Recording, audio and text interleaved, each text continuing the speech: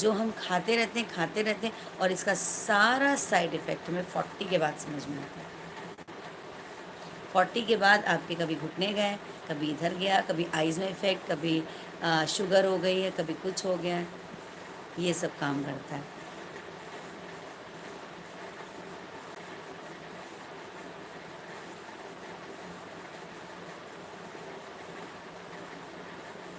हाँ, वो तो अलग चीज़ है।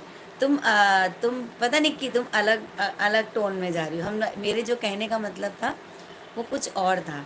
एक्चुअली हम लोग फूडिंग पर बात कर रहे थे, तो हमने एज एग्जाम्पल दिया था कि जैसे अगर हमें दो चीज़ें इस्तेमाल करनी है, फूड अगर अच्छा फूड हम खाएंगे तो हमारी बॉडी को किस तरीके से हार्मफुल करता है, वो मैंने एज अ एग्ज़ाम्पल बताया था कि आग, लकड़ी और प्लास्टिक को जलाने पर जैसे होता है कि लकड़ी जलती है तो पूरे एनवायरनमेंट को भी शुद्ध करती है, हमको भी नुकसान नहीं पहुंचाती है, हमें गर्मी भी देती है।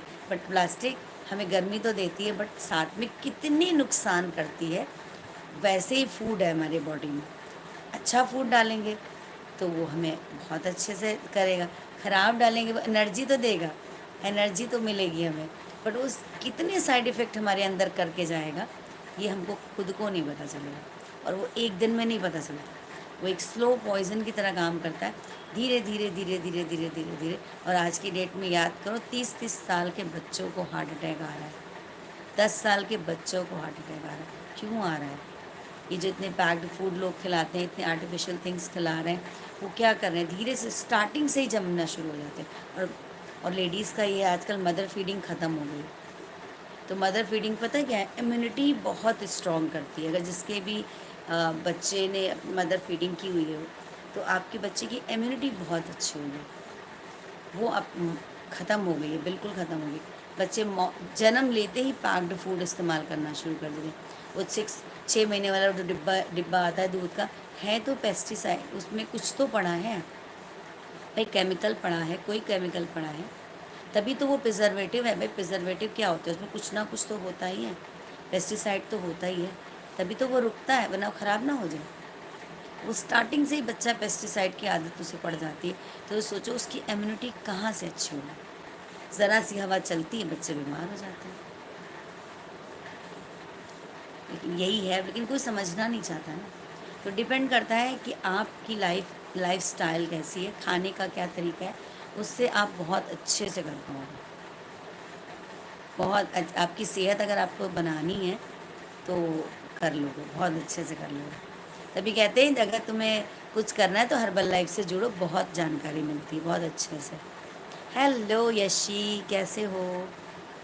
हाँ, यही मैं बात कर रही थी, यही बात मैं, मतलब एक्चुअली बात हुई थी ना, रोहित कह रहे थे मैं मोटा नहीं हूँ, तुमने कहा मोटा नहीं, अगर किसी को कोई दिक्कत है तो एक बारी हर्बल लाइफ ट्रीटमेंट पर जाना चाहिए।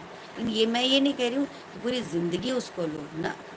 आपको जब तक दिक्कत है, 2 महीने दिक्कत है 2 महीने लीजिए, 3 महीने दिक्कत है 3 महीने लीजिए, लेकिन ये नहीं है कि उसको होल लाइफ लेना है।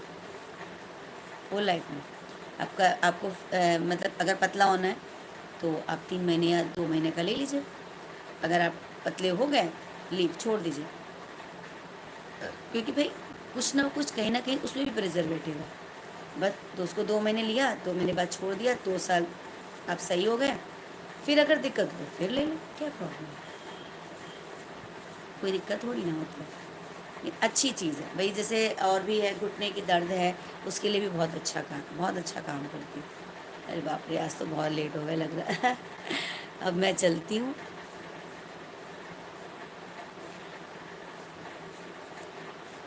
देखो, बात टॉपिक पर अगर कोई बात होती है ना तो फिर मुझे भी बात करने में मज़ा आती है, क्योंकि मुझे भी नॉलेज गेन करने में और देने में, दोनों में अच्छा लगता है। और जब तक मैं श्योर नहीं होती हूँ कि हाँ ये चीज़ बिल्कुल सही है, जो चीज़ मैं अपने ऊपर इस्तेमाल करती हूँ वही मैं किसी को सजेस्ट करती हूँ, अदरवाइज़ कभी नहीं। मेरे जीवन का हमेशा से एक लक्ष्य रहा है कि कभी किसी को गलत रूट नहीं देना है, कभी किसी को गलत सलाह नहीं देनी है, चाहे वो भले कितना भी बड़ा दुश्मन ही क्यों ना हो। ये मेरी लाइफ का अपना रूल है ना। चलो मैं अब चलती हूँ, आज बहुत लेट हो गया है, हमें लग रहा है रात हो गई होगी बाहर निकलूँगी तो पता चलेगा।